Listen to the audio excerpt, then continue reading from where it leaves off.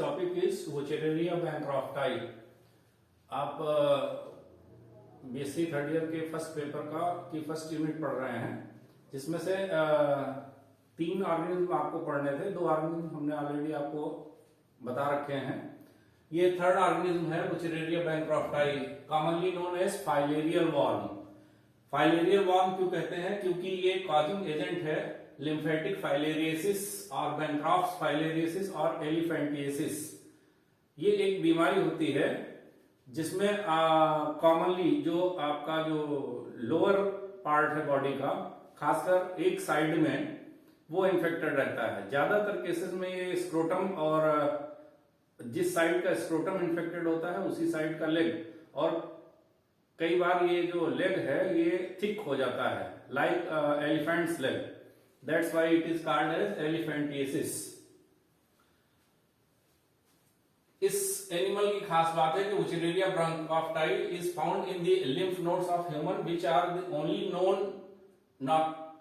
Natural definitive host of this worm. अब आपको यहां पर ये मैं बताना चाहूंगा कि ये जो एनिमल है लिम्फेटिक फाइलेरियसिस, इस तरह की बीमारी 2 और ऑर्गेनिज्म हैं उनसे भी होती है। यहां मैंने लिख भी रखा है बुर्जिया मलई और बुर्जिया तिमोरी। लेकिन इनके जो साइन एंड सिम्टम्स हैं, इनकी जो पैथोजेनिसिटी है वो Wuchereria bancrofti से बिल्कुल डिफरेंट है, और इनका जो कॉन्टिनेंटल डिस्ट्रीब्यूशन है, जियोग्राफिकल डिस्ट्रीब्यूशन है, वो भी डिफरेंट है।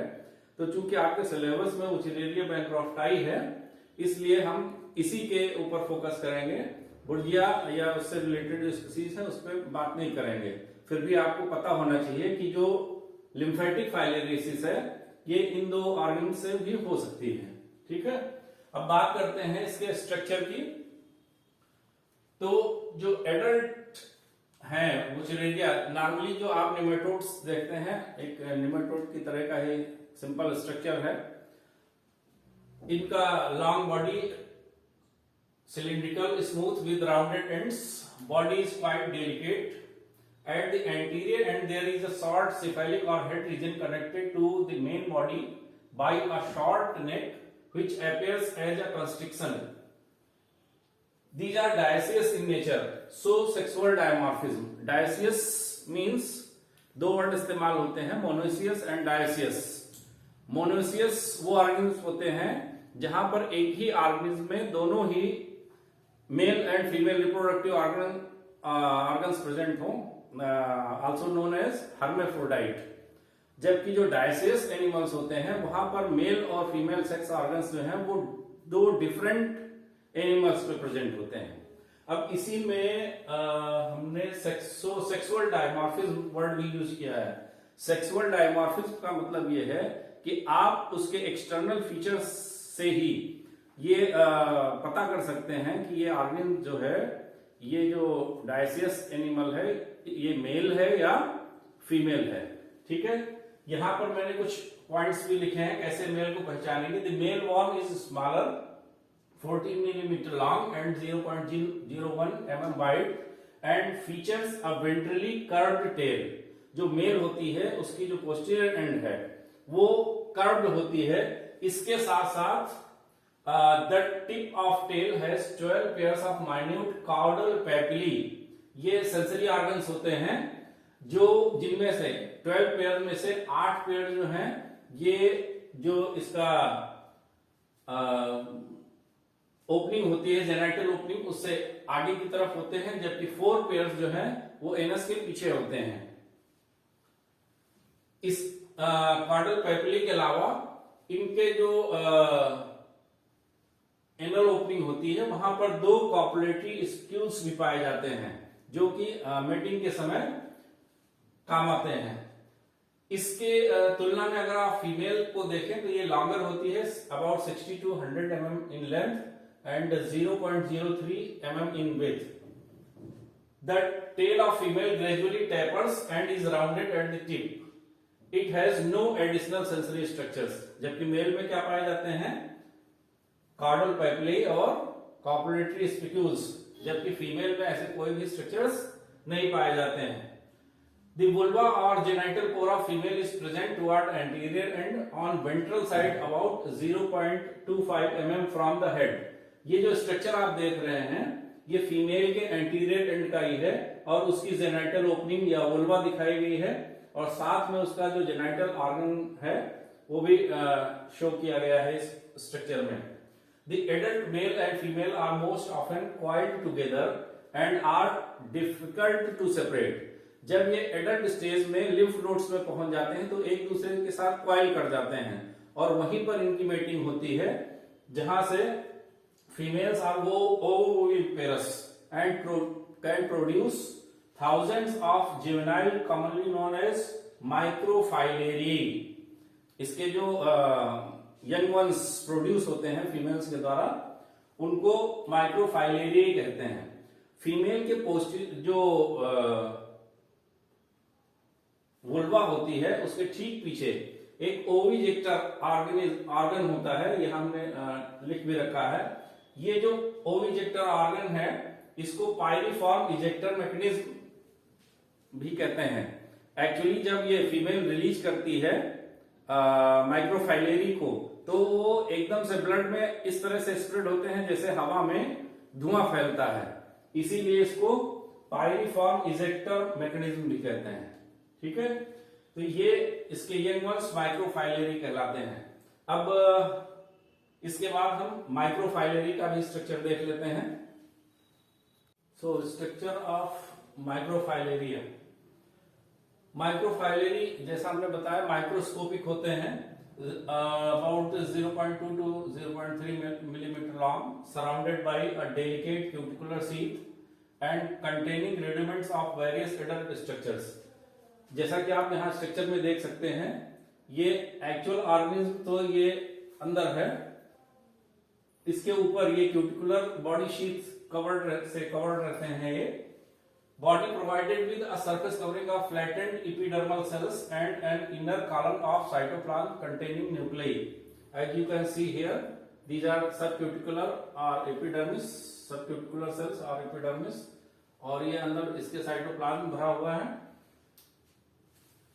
Naturally, microfillae appear creamy white and no other structural details can be observed, but after staining, future mouth or oral stylet, nerve ring band, nephridiopore, renate cells and future anus can be observed. आप clearly देख सकते हैं यहाँ पर ये actually ये जो structures आप देख रहे हैं ये आफ्टर स्टेनिंग दिखाई पड़ते हैं. अगर आप फ्रेश माइक्रोफाइलेरी को माइक्रोस्कोप के नीचे ऑब्जर्व करेंगे तो आपको सिर्फ क्रीमी स्ट्रक्चर दिखाई पड़ेगा.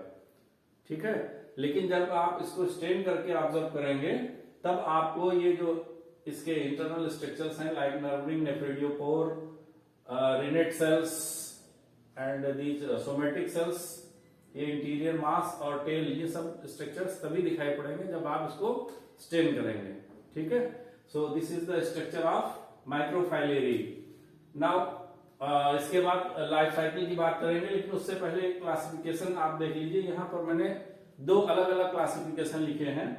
ये दो अलग अलग बुक्स में अलग अलग तरह से क्लासिफाई किया गया है. ये डिटेल्ड क्लासिफिकेशन है जहां पर निमेटोडा को सिसर न्यूक्लिया क्लास है इसकी, ऑर्डर स्पाइरुला, सब ऑर्डर स्पाइरुनेई, फैमिली ऑन्कोसर्सिडेई और जीनस और स्पीशीज वुचेरेलिया बैंक्रॉफ्टाई. जबकि दूसरे क्लासिफिकेशन में फाइलम निमेटोडा को दो ग्रुप्स में डिवाइड किया जाता है, फेजमिडा और एफेजमिडा. ये इसके सेंसरी जो पेपिली होते हैं उनके स्ट्रक्चर्स के आधार पर डिवीजन है. तो फेजमिडा में जो फेजमिट्स नामक स्ट्रक्चर्स पाए जाते हैं, जितने भी निमेटोड्स हैं जिनमें फेजमिट्स पाए जाते हैं वो सब फेजमिडा में रखे गए हैं, और जिसमें फेजमिट्स नहीं पाए जाते हैं सेंसरी पेपिली वो एफेजमिडा में आते हैं. तो चूंकि इसमें सेंसरी पेपिली प्रेजेंट है तो ये फेजमिडा ग्रुप का एनिमल है.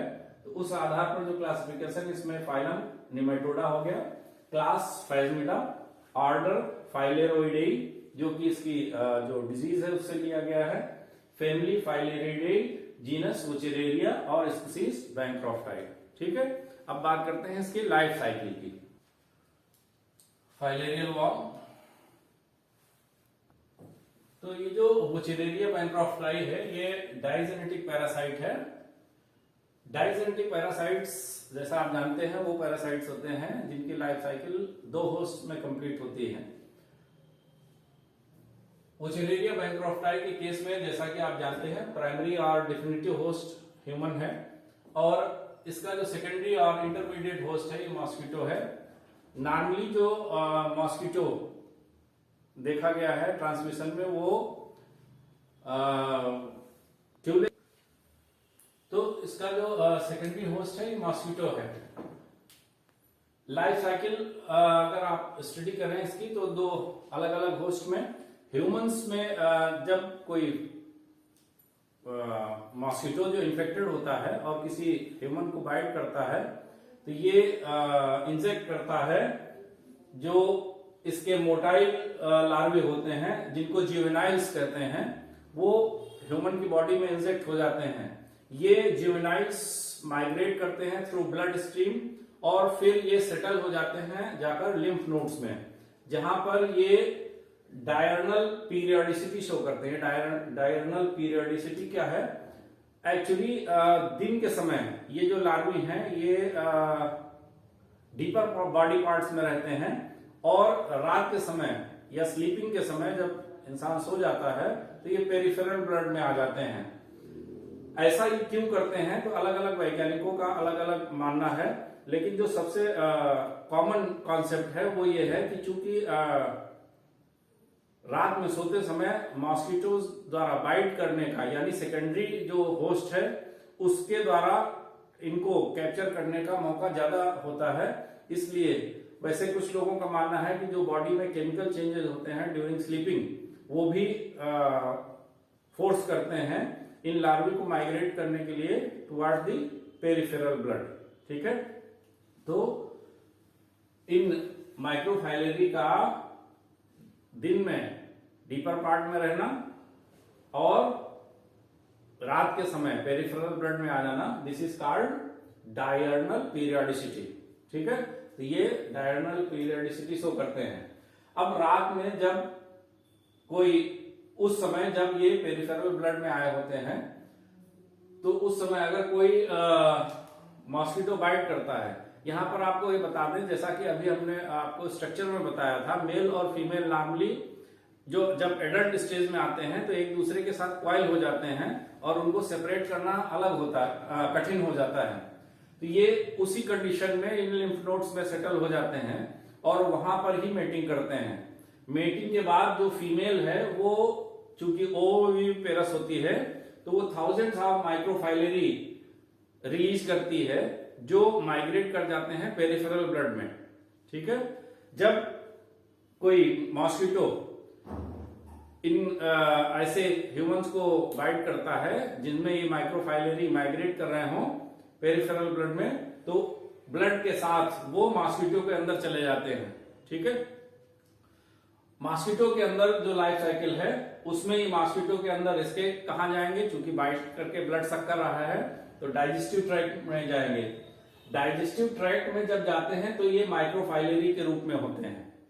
ठीक है, बाद में ये ट्रांसफॉर्म हो जाते हैं मोटाइल लार्वी कॉल्ड जुवेनाइल्स में।